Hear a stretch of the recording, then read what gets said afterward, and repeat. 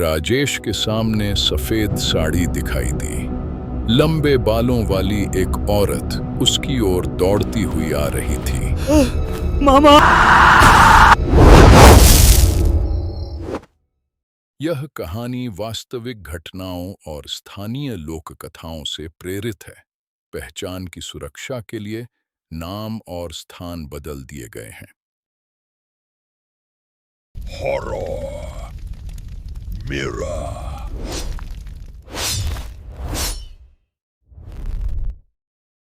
केरल के एक पुराने गांव में एक घर था।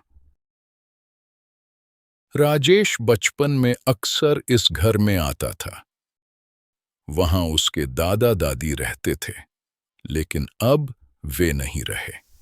अब वह घर राजेश के मामा का है। राजेश एक कॉलेज का लड़का है। छुट्टियों में अपने मामा के घर आया था। गांव में एक अफवाह थी। इस इलाके में एक औरत की आत्मा भटकती है। रात के समय पायल की आवाज सुनाई देती है, ऐसा कहा जाता था। मेरे दादा दादी की मौत क्या उसी की वजह से हुई थी? कई सालों बाद राजेश फिर उस गांव में आया। मामा दरवाजे पर खड़े थे। राजेश को देखकर मुस्कुराते हुए उसे गले लगाया। मामा के चेहरे पर प्यार था, लेकिन आंखों में एक चेतावनी की झलक भी थी। सफर की थकान से राजेश बहुत थक गया था। खाना खाकर वह रात को शांति से सो गया। अगली सुबह राजेश मंदिर गया, प्रसाद लिया। वहां उसे मन की शांति मिली। उसी दिन शाम को राजेश नाव की सवारी के लिए गया। रामू नाम का नाविक उसके साथ था। शुरुआत में सब सामान्य था। नाव पानी पर धीरे धीरे चल रही थी। फिर आसमान धीरे धीरे काला होने लगा। बादल गरजने लगे। तेज हवा चलने लगी। शाम रात में बदल गई। अचानक नाव हिलने लगी। राजेश को लगा नीचे कुछ है। ऐसा लगा जैसे पानी के अंदर कोई बुरी शक्ति हिल रही हो। डर के मारे राजेश ने रामू से कहा, वापस चलते हैं अभी।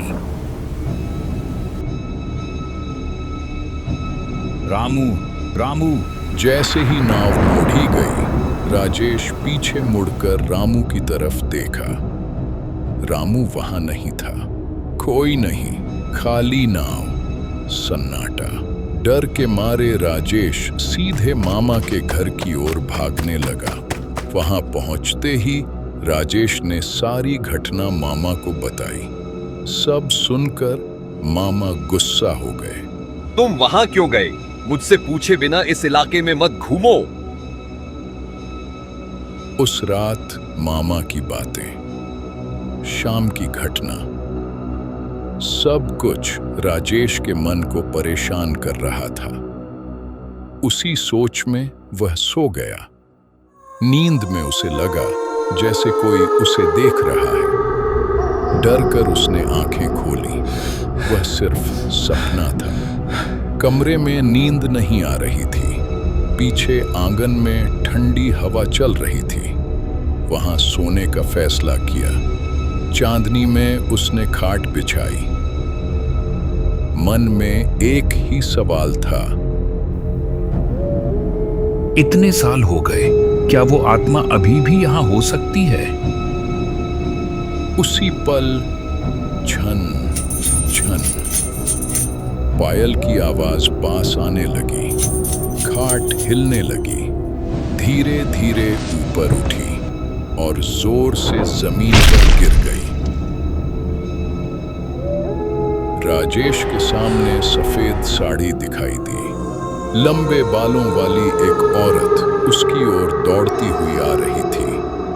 वह आत्मा राजेश के शरीर में प्रवेश करने लगी। राजेश चीख उठा। मामा। मामा ने एक तांत्रिक को बुलाया। मंत्र तंत्र से आत्मा को बाहर निकाला गया। तांत्रिक ने कहा, इस मंत्र वाले धागे को मत निकालना, यह तुम्हारी रक्षा करेगा। उसी रात मामा ने राजेश के कमरे में आकर कहा, 5 साल पहले रामू नाम का एक नाविक इसी पानी में गिरकर मर गया था। उस पुराने औरत के भूत ने रामू को पानी में डुबोकर मार दिया था। अब वह तुम्हें भी बलि लेने की कोशिश कर रही थी, लेकिन भगवान की कृपा से तुम आज बच गए। बाद में पुराने कमरे में एक आधी जली हुई डायरी मिली। उसमें लिखा था, मेरे दादा दादी को उसी भूत ने मारा था। कुछ दिनों बाद राजेश रात की ट्रेन में चढ़ा। जैसे ही ट्रेन चलने लगी, जब वह चढ़ रहा था, उसके हाथ में बंधा मंत्र का धागा दरवाजे के पास गिर गया। पूरा डिब्बा खाली था। वह अंदर गया और अपनी सीट पर बैठ गया। धीरे धीरे खिड़की के शीशे में एक प्रतिबिंब दिखने लगा। पहले राजेश का चेहरा, लेकिन एक पल में उसके पीछे सफेद साड़ी पहने एक औरत दिखी। राजेश पीछे मुड़ा, कोई नहीं था। इस बार वह औरत और करीब आ गई थी। फिर खिड़की की तरफ देखा, जैसे उसके बिल्कुल पास खड़ी हो। उसकी आंखें सीधे राजेश की आंखों में देख रही थीं। सीट पर बैठा हुआ व्यक्ति राजेश नहीं था, वह सफेद साड़ी वाली आत्मा थी।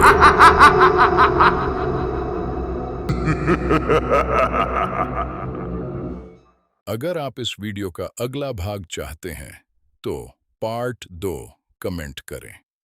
अगर आपको यह वीडियो पसंद आया हो तो इसे लाइक करें, सब्सक्राइब करें और अपने दोस्तों के साथ शेयर करें।